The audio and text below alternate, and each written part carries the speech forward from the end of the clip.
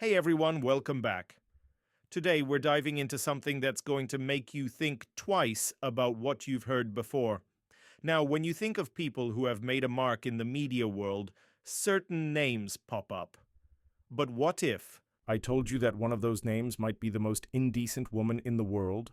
Yeah, I know it sounds bold, maybe even a little shocking, but stick with me for the next few minutes. By the end of this video, you might just agree with me. Trust me, you don't want to miss this. So let's get into it. Dana Perino, she's the former White House press secretary under George W. Bush, and now she's a popular political commentator on Fox News. On the surface, she seems like a well-spoken, polished, and professional person. After all, she's made a career out of it, right?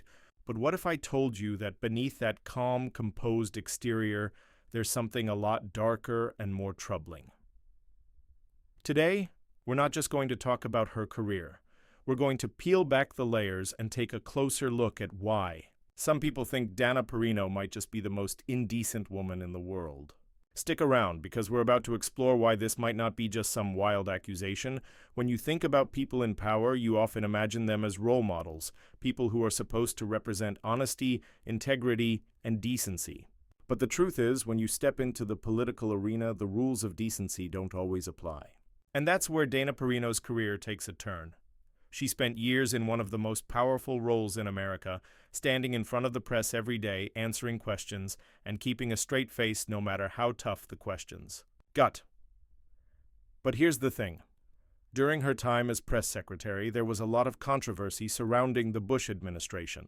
From the Iraq War to the handling of Hurricane Katrina, there were huge mistakes made that affected millions of people.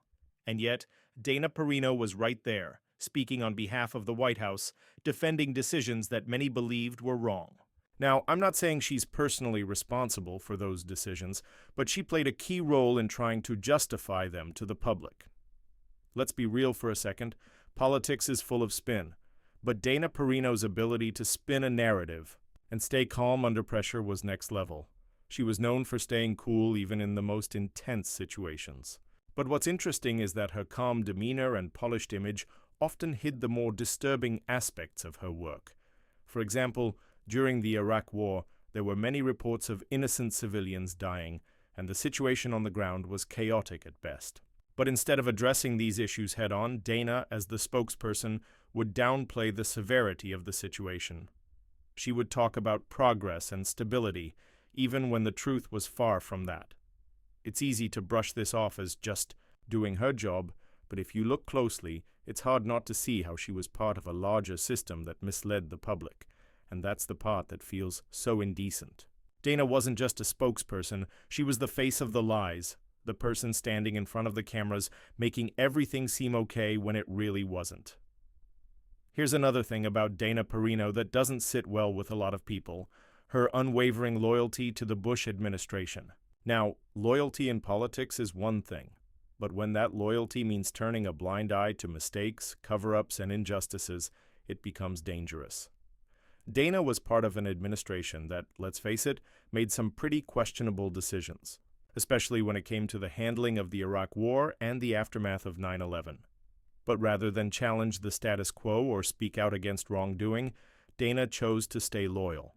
And while loyalty can be a good thing, when it leads you to defend actions that harm innocent people, it crosses a line.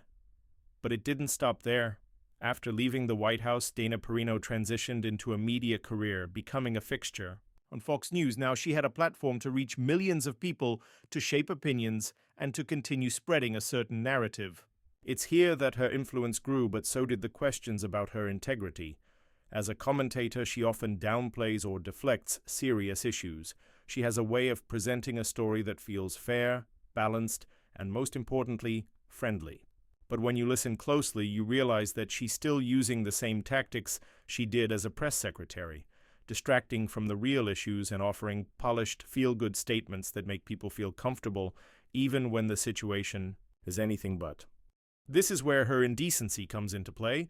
Dana Perino has a platform, and instead of using it to shed light on uncomfortable truths, she often uses it to make people feel okay with the status quo, even when it's harming society. It's this subtle manipulation that makes her dangerous, and that's why some people argue she's one of the most indecent women in the world. Let's talk about hypocrisy for a minute. Dana is often praised for being a woman who made it in a man's world of politics. She's seen as a trailblazer, but when you dig deeper, her story isn't as inspiring as it seems. She was part of an administration that didn't exactly stand up for women's rights or equality. So when she presents herself as this feminist icon or as someone who's working for women, it feels, well, a little hypocritical. Her commentary on various issues often dismisses the struggles of marginalized groups or makes light of serious societal problems. For a woman in her position, it's hard not to see this as an attempt to deflect from the fact that, while her career has been marked by talking a lot about solutions, her actions often reflect a complete lack of concern for real change. Now, before you start thinking this is just another video bashing a public figure, let me tell you why this matters. It matters because people like Dana Perino are influential. They shape opinions, sway votes, and guide the direction of public discourse. When we allow people who use their platform for manipulation and self-interest to keep rising, we're all complicit in letting this happen. Dana Perino's career may seem impressive at first glance, but when you really take a hard look at her actions, her loyalty to a broken system, and her role in spreading misinformation, it's hard not to question the kind of influence she has over the public. She might not seem like the most indecent person at first, but when you look closely, you can see how her career has been built on a foundation of half-truths and manipulation. So, what do you think? Is Dana Perino the most indecent woman in the world, or is she just a product of a system that rewards conformity over integrity? Let me know in the comments, and if you've made it this far, don't forget to hit that like button and subscribe for more deep dives into the world of media and politics. Thanks for watching, and I'll see you next time.